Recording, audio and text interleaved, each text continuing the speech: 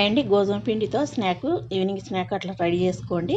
కొద్దిగా గోధుమ పిండి తీసుకోండి, అందులో కొద్దిగా ఉప్పు, కొద్దిగా జీలకర్ర, కొద్దిగా ఓమా, ఒక చిటికెడు పసుపు, 2 స్పూన్ల చిల్లీ ఫ్లేక్స్ వేసుకొని, నల్ల నువ్వులు ఉంటే వేసుకోండి, లేకపోతే లేదు. వేసుకొని అంతా ఒక 2 టేబుల్ స్పూన్ల ఆయిల్స్తో కాగబెట్టి వేసుకోవాలి. వేసుకొని పిండి అంతా అట్లా మెత్తగా వేసుకొని పక్కకు పెట్టుకోవాలి. ఇప్పుడు వేరే బౌల్లో 2 స్పూన్ల మైదా పిండి వేసి కొద్దిగా ఆయిల్ వేసి కలిపి పక్కకు పెట్టుకోవాలి. ఇప్పుడు మనం చపాతీ ముద్ద అంతా తీసుకొని చపాతీని ముందుగా లాటించుకోవాలి.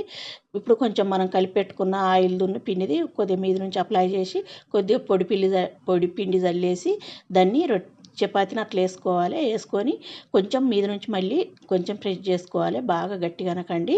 అనుకున్నాక మనం పీసెస్ లెక్క కట్ చేసుకుంటే వీటిని మనం రిఫ్రై చేసుకోవాలి. చాలా బాగుంటాయండి క్రిస్పీగా. ఇలా ఒకసారి ట్రై చేయండి. మనకు ఈవినింగ్ స్నాక్ లేకే కాదు, పిల్లలు ఎప్పుడు అడుగుతప్పుడు ఇలా చేసి ఇవ్వండి. టేస్టీగా పిల్లలకైతే చాలా ఇష్టంగా తింటారండి. అంత బాగుంటుంది.